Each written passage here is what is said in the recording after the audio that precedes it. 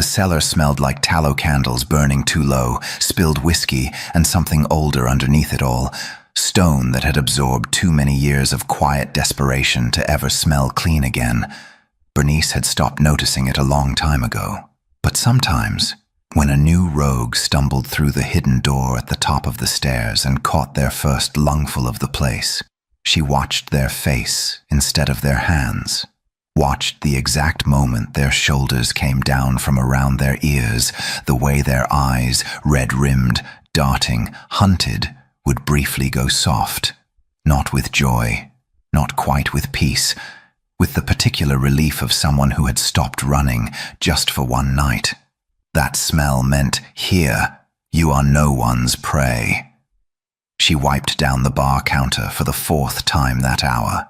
Her hands moved in slow, practiced circles, the cloth following the same worn grain in the wood it always did. The rhythm was automatic now, the kind of motion that kept her hands busy so her mind didn't go somewhere it couldn't come back from. The cellar stretched out before her in amber half-light.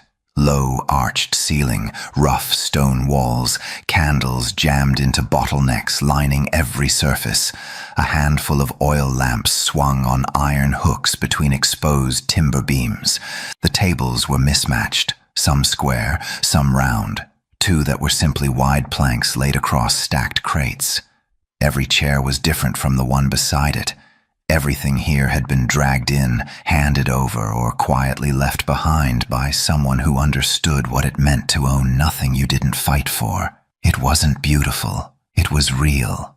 And in Bernice's experience, those 2 things rarely coexisted. Before we continue, please hit the subscribe and like button and tell me which city you're tuning in from. I love to know where this story found you. Now, let's dive in. Iris came out from the back room the way she always did, without announcing herself, without asking permission, carrying a stock pot that smelled of herbs and salted bone broth. She was 63 years old, gray-haired, built like someone who had survived 3 different kinds of war and found all of them personally insulting. She set the pot on the iron stand by the wall and gave Bernice a long, measured look. "You haven't eaten today." "I ate this morning." "Coffee is not a meal, Wren." Wren. The name settled against her the way it always did, slightly off-center, like wearing a coat that almost fit. 5 years, and it still wasn't fully hers. But that was the point of it. Wren had no brother. Wren had no history that could be found in Crown records or judgment court transcripts. Wren existed only here, below the city, in candlelight. Bernice had buried the rest of herself so that Wren could survive. Iris made a sound that was somewhere between amusement and judgment. "You're the worst liar I've ever met, and I've met pack enforcers." Before Bernice could answer, the door at the top of the stairs groaned open. Both women looked up. 4 figures descended. A man with a makeshift bandage around his forearm, already soaked through. A woman clutching a teenage girl against her side, one hand pressed flat over the girl's ear the way a mother does when she doesn't want her child to hear her own heartbeat. A 4th figure behind them, older, limping, his jaw set against whatever pain he was refusing to acknowledge out loud. Newly displaced, all of them. Bernice was already moving before they reached the bottom step. "Sit wherever you want," she said, her voice low and even, the same tone she always used, the one that was meant to sound like the room itself, not a person in it. "No names, no payment tonight. Food's coming." The woman's eyes filled. She pressed her lips together and nodded, not trusting herself to speak. They found a table near the far wall, the one with the best sightlines to the door, the one all the new arrivals chose instinctively. And Iris was already moving toward them with bread and water before they'd settled into their seats. This was why it existed, this moment, repeated over and over in candlelight. Cale would have understood.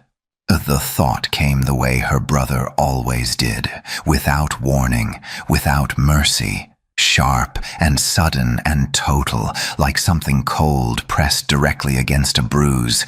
5 years since the Alpha King had executed him in the judgment courtyard of the capital. No cameras, no human courts, no record that the outside world would ever find.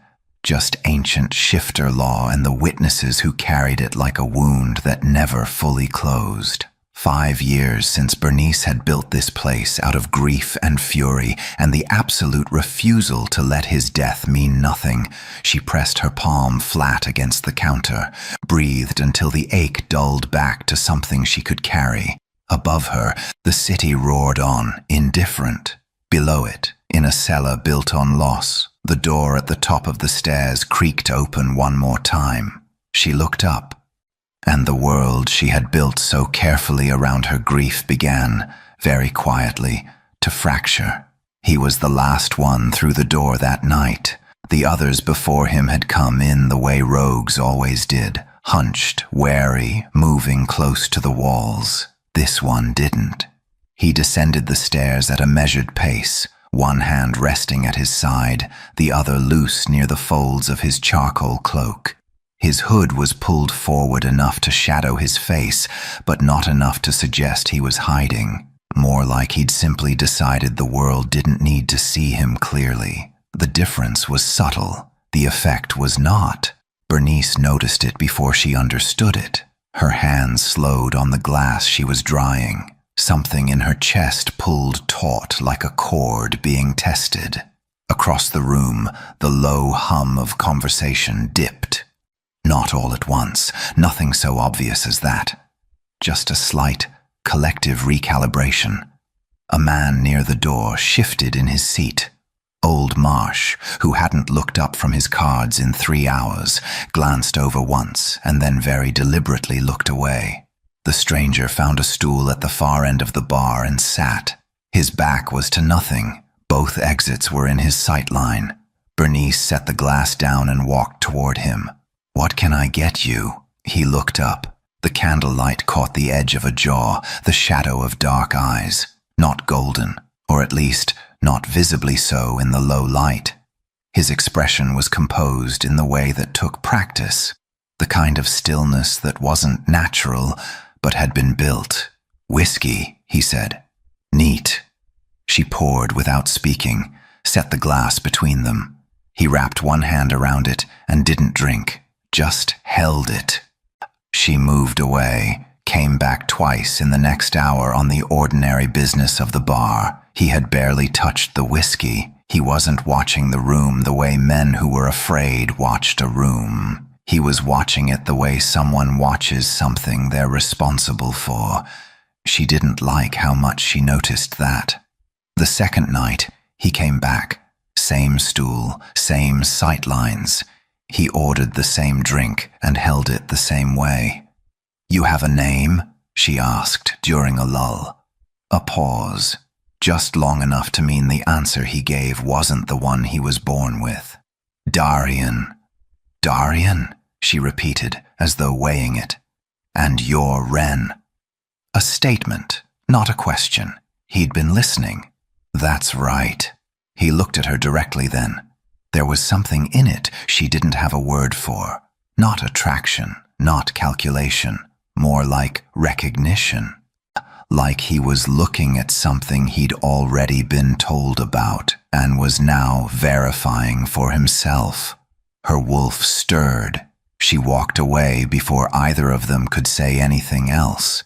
That night, she dreamed of smoke and a voice she couldn't quite place, saying her real name. She woke up with her pulse in her throat and lay still until it steadied. On the third night, he asked her, quietly, between other conversations, as if it were barely a question at all, "Why do you run a place like this?" "Someone has to." That's not an answer. It's the only one I have tonight. He accepted that, didn't push, just nodded once and returned to his vigil over the room. She noticed he'd moved slightly closer along the bar. She noticed she hadn't moved away. It was nearly the end of the fourth night when a young rogue, 17, maybe 18, all sharp elbows and unearned bravado, started getting loud at a table near the back. Another man was leaning over him, bigger, older, the kind of pressure that didn't need words. Darian set his glass down. He didn't stand. He simply turned on his stool and looked. That was all. The older man felt it. Bernice watched his posture change, the subtle lock of a prey animal that has just understood something about the room it's in. He straightened, muttered something, and found somewhere else to be. The young rogue never even saw it happen. Darian turned back to the bar. Bernice said nothing, but she was still watching him when the door at the top of the stairs opened and 3 men came down who had nothing to do with refuge. She knew the type before they hit the bottom step, and she felt, rather than saw, Darian go very still. The 3 men moved through the cellar like they owned the floor beneath it. Silver-lined jacket cuffs, that particular unhurried walk that men practiced when they wanted you to understand that hurrying was beneath them. The rogues near the door went quiet first, then the ones further back, silence spreading outward like something dropped into still water.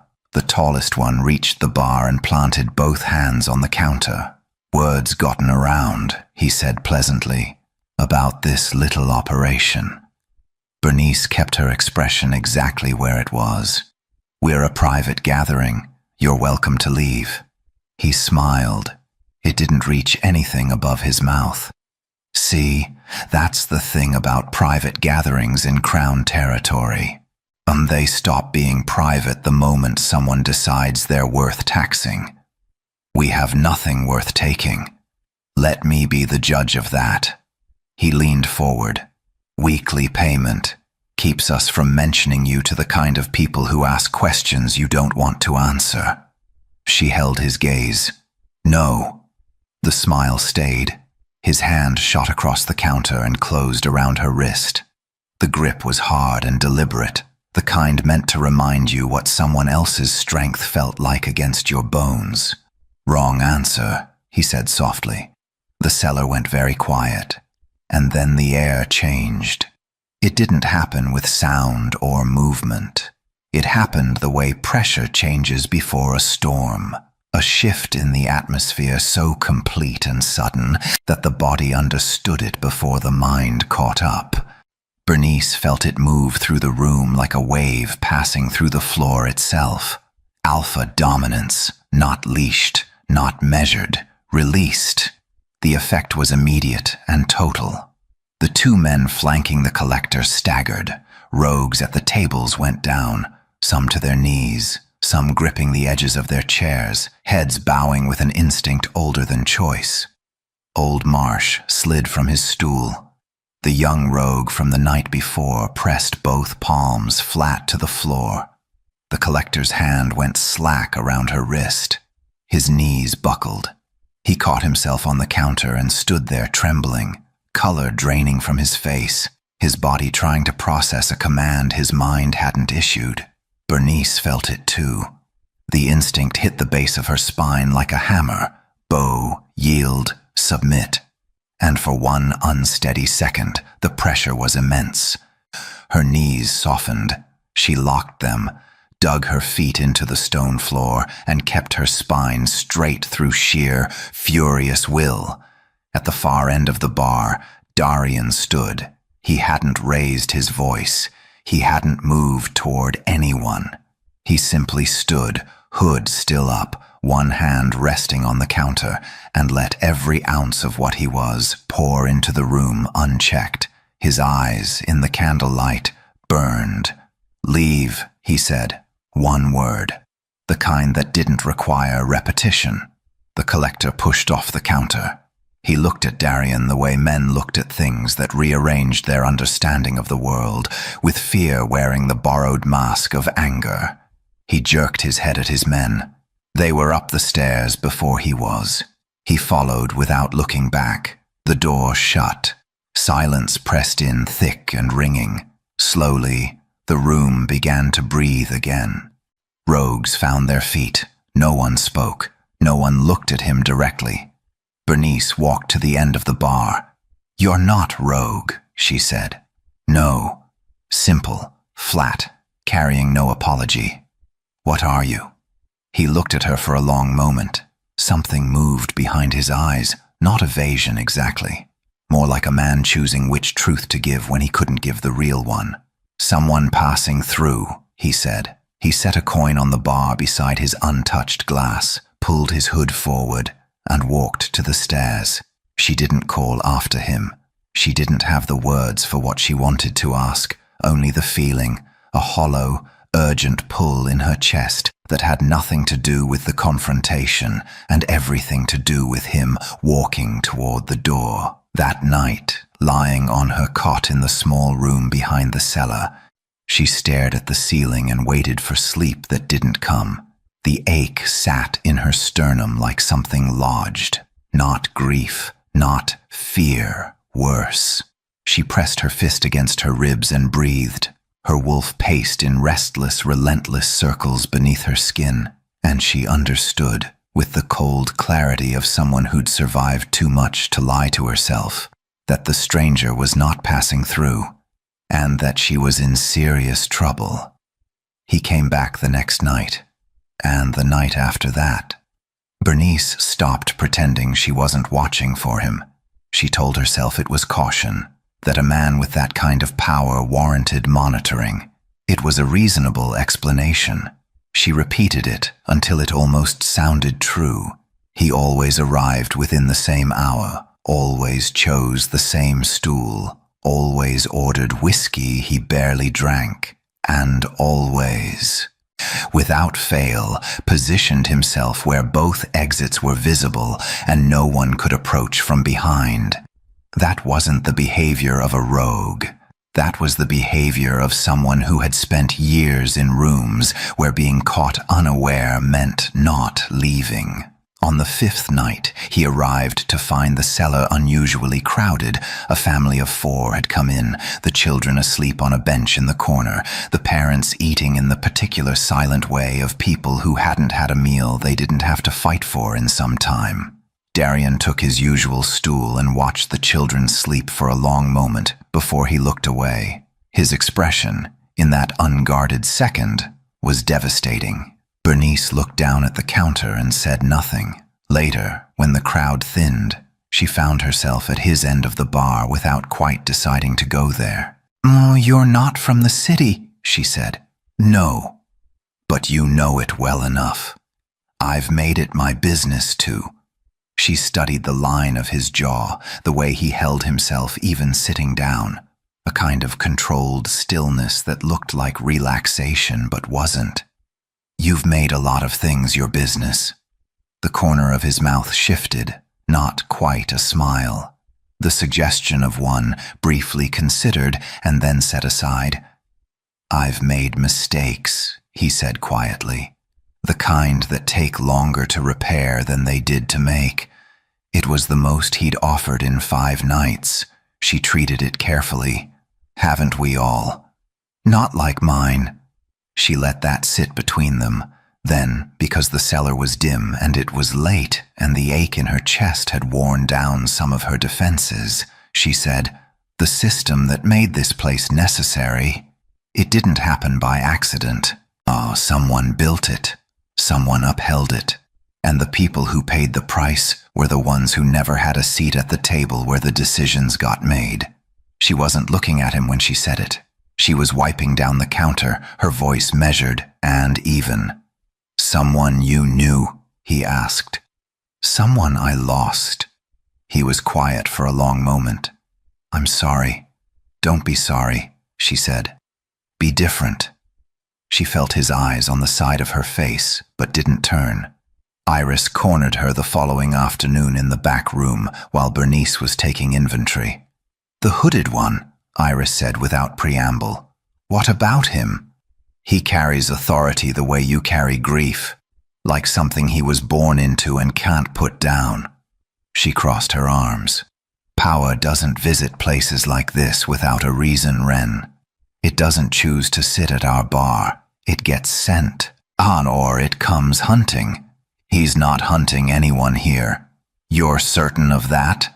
Bernice wasn't certain of anything except that every hour he wasn't in the cellar felt longer than it should, and that the bond she wasn't naming was growing teeth. I'm watching him. Iris gave her a look that said she saw considerably more than she was being told. She left without pushing further. That night, near closing, he asked her a question she wasn't ready for. If a king changed, he said carefully, staring at his glass, truly changed, would you believe it was possible? The bar was nearly empty. The candles were burning low. No, she said. Why not? She looked at him directly. Because the thing that makes someone a king is the same thing that makes change impossible. They've never had to pay a price that mattered. Something crossed his face. On there and gone. What if they had? Then they wouldn't be a king anymore. They'd just be a person. She picked up his glass. And people are a different conversation. He opened his mouth, closed it, left without finishing his drink. The following night, he didn't come. Bernice wiped the counter until the cloth wore thin, watched the door until the candles guttered out, and lay awake until dawn pressed grey light under the cellar door. The ache in her chest had become something with edges. She pressed her palm against her sternum and breathed. Her wolf did not pace this time. It howled. The second night without him was worse than the first. Bernice knew it would be. That was almost the worst part. The knowing. The bond didn't care about her reasons or her history, or the careful architecture of self-possession she'd spent 5 years constructing. It simply wanted, with a blind, relentless pull that made her furious at her own biology. She served drinks. She checked on the family from 3 nights ago. Still here, the mother helping Iris in the kitchen now, the children drawing on scraps of paper in the corner. She did the work. She kept her hands moving and her expression neutral and her voice steady for every rogue who needed it to be. And every time the door at the top of the stairs groaned open, something in her chest lurched. Every time it wasn't him, something settled back into an ache that was getting harder to breathe around. Iris watched her from across the room and said nothing. That, more than anything, what told Bernice how visible she was becoming. She was behind the bar near midnight, writing inventory numbers she would not remember in the morning when she heard it.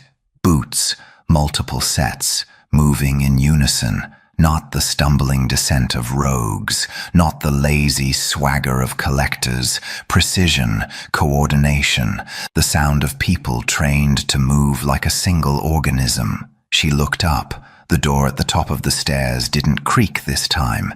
It came open hard and fast, and they poured through it. 6 of them, silver insignias catching the candlelight, hands on weapons, moving to cover the room's corners before anyone below had time to process what was happening. Royal Guard. The cellar erupted. A man knocked over his table, getting to his feet. 2 rogues bolted for the secondary exit in the back passage and found it already covered. The mother in the kitchen screamed once, short and sharp, and then went silent in the way that meant she was protecting her children. Old Marsh stood from his stool with a blade in his hand that Bernice had not known he was carrying. Nobody move. The guard at the front had a voice built for commands in large spaces. By order of the crown, this gathering is... Stand down. The voice came from the top of the stairs. Every guard in the room went still. Bernice's hand found the knife under the bar. Her eyes moved to the stairs. He descended without hurry. No hood, no charcoal cloak pulled forward to shadow his face. The hood was back, and the cloak was open, and at his collar, catching the light of every candle in the room, was the insignia she had spent 5 years learning to hate on sight.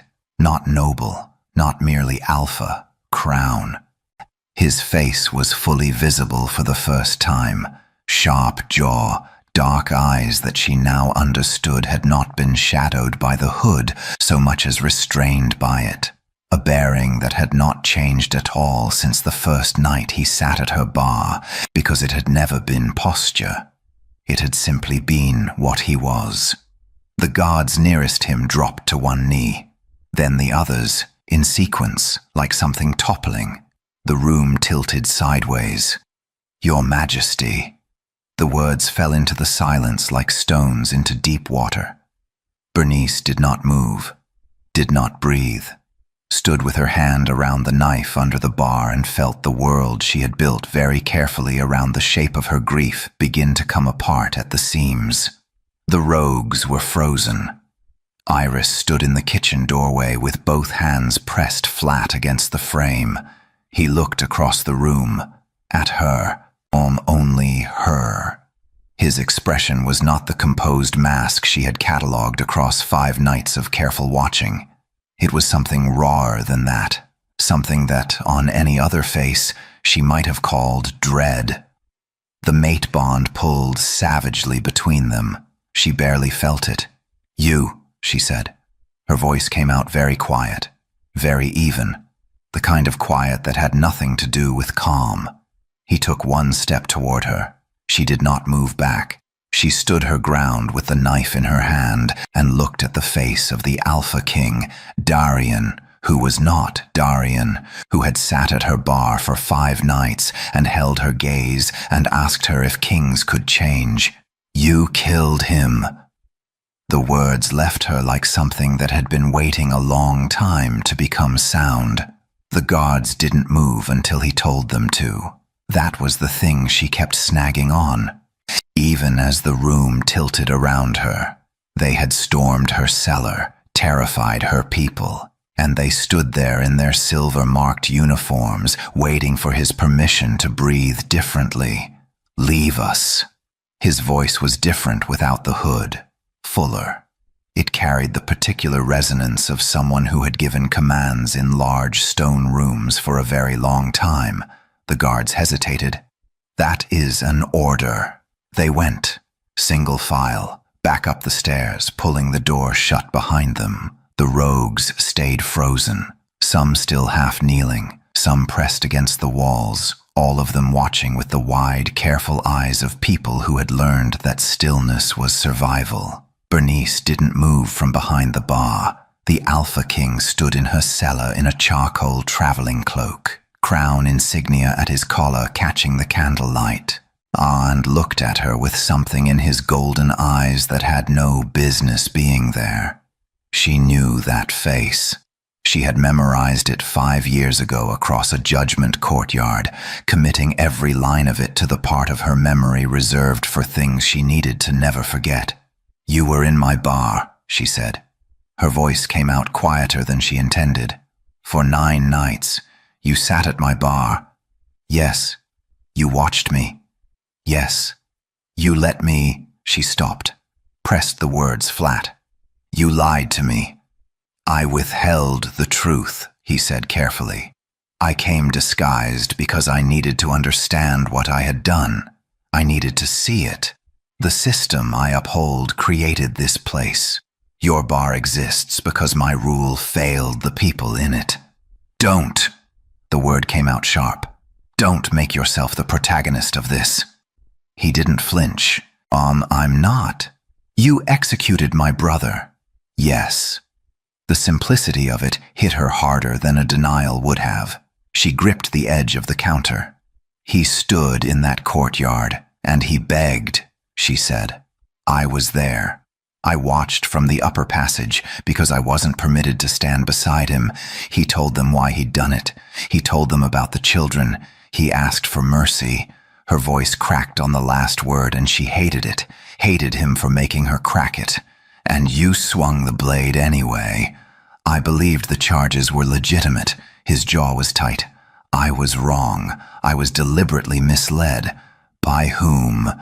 He reached into his cloak and withdrew a sealed document, heavy with official wax. He set it on the bar between them. A council member named Aldrich Vane fabricated the evidence against your brother. He had financial interest in the territorial purge your brother's sheltering disrupted. The falsified documentation was thorough enough that it passed 3 levels of review. He paused. Vane confessed under interrogation 6 weeks ago. The full account is in that file. She stared at the seal, didn't touch it.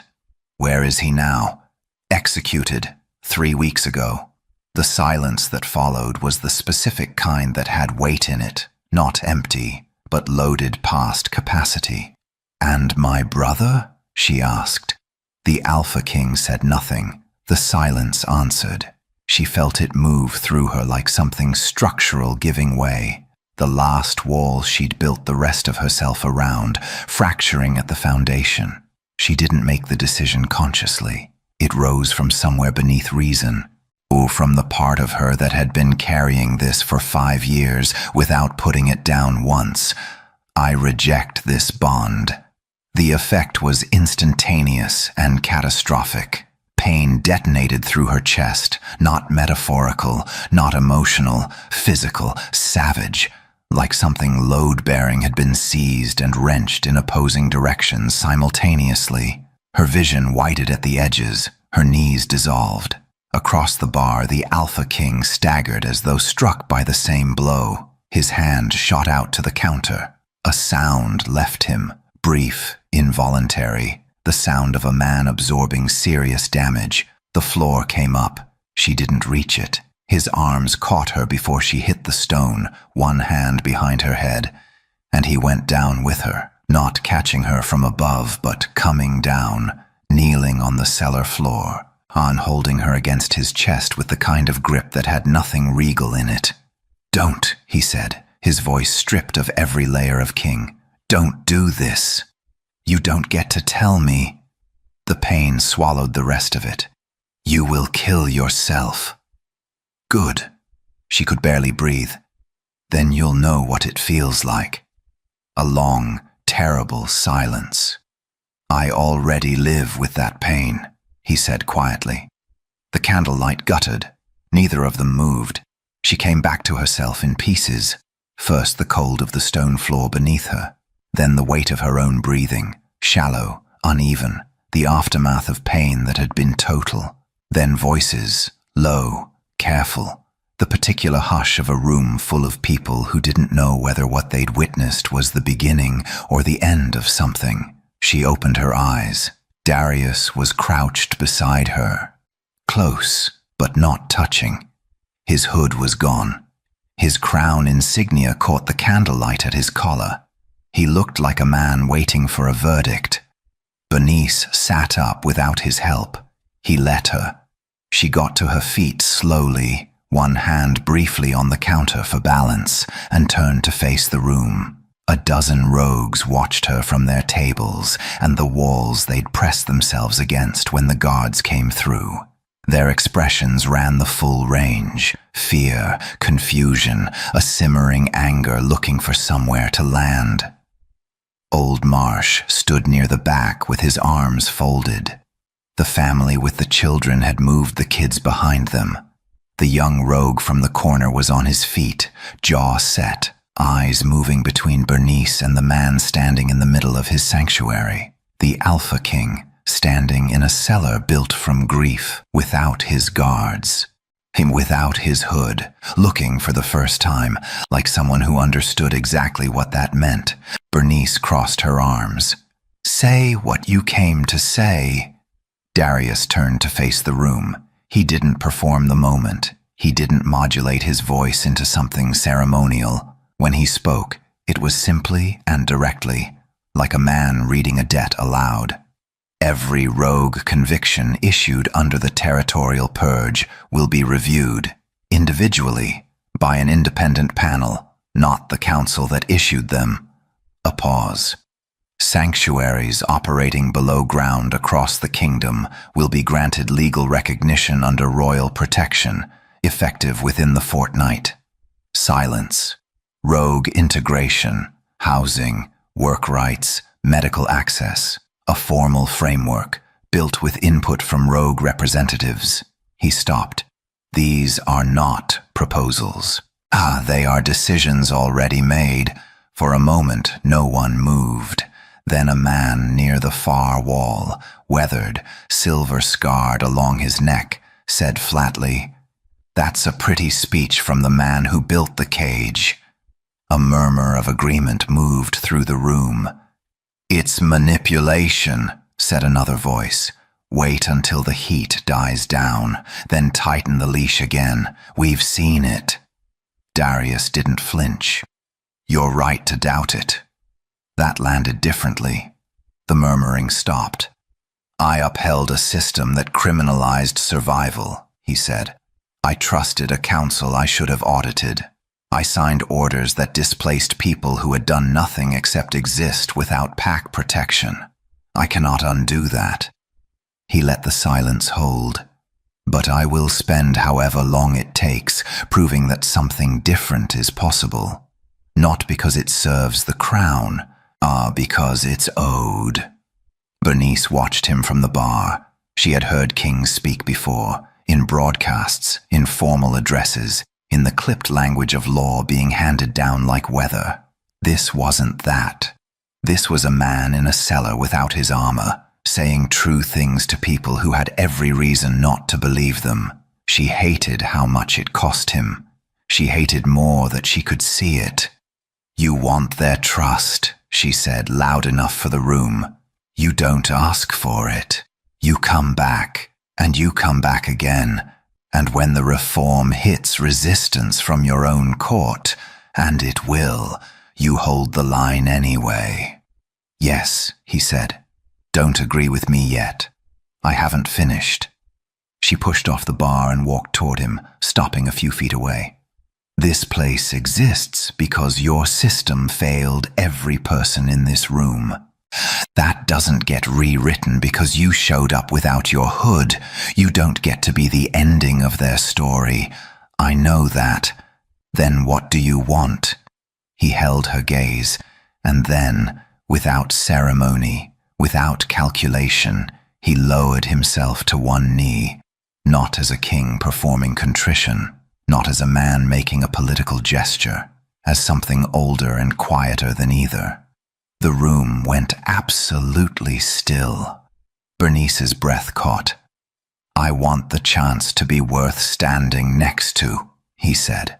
For a long moment, she didn't move. Then she turned to the room, to Marsh, to the scarred man, to the family pressed against the wall, to the young rogue with his jaw still set and his hands still fists. "Nobody owes him anything," she said clearly. "Not yet." She looked back at Darius. "Get up." He rose. "You can stay," she said. For now." It wasn't forgiveness. It wasn't close to forgiveness. But in a cellar built on loss, it was the first thing that felt like ground. The royal seal went up on the cellar door 3 days later. Bernice had stared at it for a long time before going back inside. It was a small thing, wax and gold pressed into wood. But in 5 years of running this place in darkness, the idea that something official now acknowledged its existence felt like standing in a room where the walls had shifted 6 inches without warning. The rogues who came through that week moved differently, lighter, some of them. Others came in suspicious, as though the seal itself might be a trap designed to catalog their faces. Bernice couldn't tell them it wasn't. She could only keep the bread coming and the candles lit and let the place be what it had always been. Word traveled faster than she'd hoped and in more directions than she'd planned. On the 5th night after the announcement, Iris came to find her in the back room. "Someone's been watching the street entrance," she said quietly. 2 men. Different shifts. They're not rogues." Bernice was on her feet before Iris finished. She'd barely made it to the bar when the door at the top of the stairs came off its hinges. Not opened, off its hinges. 3 men in unmarked dark clothing came through fast and low, and behind them 2 more, and the rogues in the cellar scattered, Chairs scraping, someone shouting, a table going over, no silver insignias, no uniforms. The kind of men who were paid specifically to leave nothing that could be traced back to a council chamber. Bernice reached under the bar. In the chaos, she almost missed the child, the small girl from the family who'd been coming every night for a week, who always sat in the corner with a cup of warm broth and fell asleep before her parents finished eating. She'd been left at her table when the panic started, too frightened to move, pressed flat against the wall with her knees drawn up and her eyes enormous. Bernice vaulted the bar. She got to the girl in 4 steps, pulled her in close, and turned her back to the room just as something silver-edged cut the air where her head had been a breath before. She felt the wind of it against her cheek, and then a body stepped between her and the man who'd thrown it, Darius.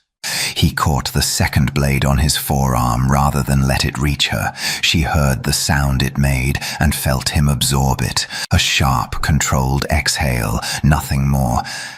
And then he had the man's wrist, and the fight was over in seconds. The others were already retreating. Whatever they'd expected, it hadn't been him. Not without guards, not moving like that. They went back up the stairs the way they'd come, fast and silent, and then there was only the wreckage of overturned furniture and the cellar full of shaken rogues and Darius standing in the middle of it with Silver scoring a deep line across his left forearm. Silver didn't just wound shifters, it stayed in the wound, resisted healing, burned through the body's ability to close itself. He'd known that when he stepped in front of her. Bernice handed the girl to Iris without speaking and crossed the cellar. She took his arm without asking permission and turned it toward the nearest light. The wound was long and already inflamed, the edges darkening in the way silver wounds did when they weren't treated fast. "Sit down," she said. "I'm fine." "You're not." She pulled him toward the back room. "Sit down." He sat. She worked in silence, cleaning the wound, drawing out what silver she could with a poultice Iris brought without being asked. Her hands were steady. She'd learned long ago to keep her hands steady when everything else wasn't. He watched her face while she worked. "You didn't have to do that," she said finally, her voice low. "Yes, I did." She pressed the cloth against the wound harder than she needed to and felt him hold still for it. "Council loyalists." They'll try again, probably. And next time you might not. She stopped. The words sat in her throat, unfinished and too honest. She pressed her lips together and focused on the bandaging. "If you die," she said carefully, "nothing changes. The reform dies with you. Every person in that room goes back to living underground indefinitely." He was quiet for a moment. "Is that the only reason you'd care?" She tied off the bandage and didn't answer. He looked at her, not pressing, just looking, the way he'd looked at her from the very first night, like he was reading something written underneath the words she wasn't saying. "Bernice," he said quietly, "if I died, it changes everything." She finally looked up. His eyes, gold lit in the lamplight, held nothing calculated, no performance. Just a man telling her the plain truth of what he understood about himself and about her and about the terrible, inconvenient territory that existed between them. She held his gaze for 3 seconds longer than she meant to. Then she stood, set down the cloth, and walked back out to her cellar. But her hands, for the first time in 5 years, were not entirely steady. Dawn came slowly to the cellar. It didn't arrive with light. The stone walls didn't allow for that. But Bernice felt it the way she always did. A gradual easing in the quality of the dark, the candles burning lower and softer, the particular silence of a city shifting from its nighttime self to its daytime one somewhere far above her head. The rogues who remained had stayed through the night. Some slept at tables. Iris had covered the children with the spare blankets from the back room and was dozing upright in her chair by the door, arms still folded, as if even sleep hadn't convinced her to fully stand down. Old Marsh sat awake near the back wall, turning his cards over one at a time without playing any game Bernice recognized. Darius had not left. He sat at the far end of the bar with his bandaged arm resting on the counter and his eyes open, watching the room settle into its quiet, the way he watched everything, with that absolute weighted attention that had unsettled her the first night and had since become something she couldn't imagine the room without. She poured 2 cups of the bitter grain coffee Iris kept for emergencies and set one in front of him without speaking. He wrapped his good hand around it. They sat in silence for a while. The candles burned. Someone across the room murmured in their sleep. "The formal documentation came through last night," he said eventually. "Before the attack, the sanctuary designation is registered with the Crown Office. It cannot be revoked without parliamentary challenge." A pause. "I made sure it couldn't be quiet." Meaning I made it public record before I came here. If someone wants to undo it, they'll have to do it in full view. She looked at him. "You did that before you knew whether I'd let you back through the door." "Yes." She turned her cup slowly in her hands. Outside, somewhere above the stone, a bird began. He set his cup down. "I want to make a formal mate claim," he said. "Not with ceremony. Not with the weight of a king issuing terms. Quietly, like a man saying something he'd been carrying too long to keep carrying alone. I'm not asking you to forgive what I've done. I'm not asking you to come to the Capitol or stand beside a throne or be anything other than what you already are." He looked at her steadily. "I'm asking to be counted as yours, whatever that means to you, on your terms, in whatever form you'll allow." The cellar was very still. Bernice looked at him for a long moment. At the man who had sat at her bar for 9 nights and watched her with gold eyes and stepped between her and a silver blade without hesitating and knelt on her stone floor, not as a king, but as something more difficult than that. "This bond does not erase history," she said. "I know. My brother is still dead. The years this place had to exist in hiding are still years that happened. The people in this room are still carrying wounds your system gave them. Yes, you don't get credit for undoing damage as if the damage was a mistake you made in a ledger. These were lives. I know that too." She held his gaze. "You earn tomorrow," she said. "That's all I'm offering. One day at a time. Nothing guaranteed." Something moved through his expression. Not relief, not triumph. Something quieter and more serious than either.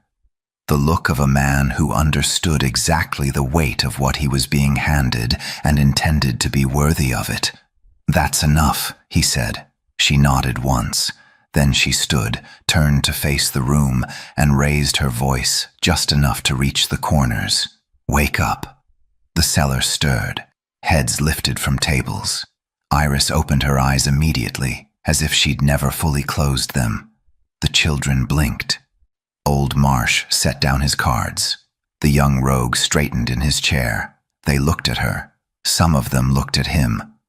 "The seal on that door is real," Bernice said. "This place is legal now. You don't have to come in hunched. You don't have to leave before dawn." She let that settle.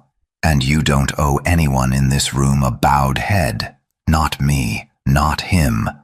She glanced at Darius. He remained standing, still, no gesture of authority, no expectation.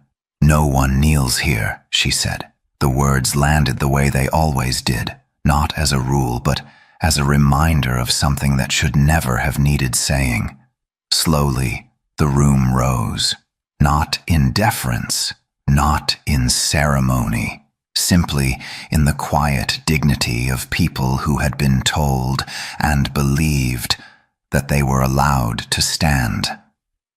Darius watched them, and then he watched her, the way he always watched her, with something in his gold eyes that had no political use whatsoever. He had not come for the crown's sake. He had not come to manage a problem or contain a threat or demonstrate reform for public record. He had come because the bond had led him here, and what he found had remade him. And he understood now, in the grey candle-lit dawn of a cellar built on grief, that the only thing worth building a kingdom around was already standing behind that bar. Not forgiveness, not yet, not submission, not ever, but something that had begun in ashes and was, against all reasonable expectation, still burning. He would spend every tomorrow making himself worthy of it. That, finally, was enough to start. If you enjoyed this story, let me know in the comments. Your support decides what tale the moon whispers next.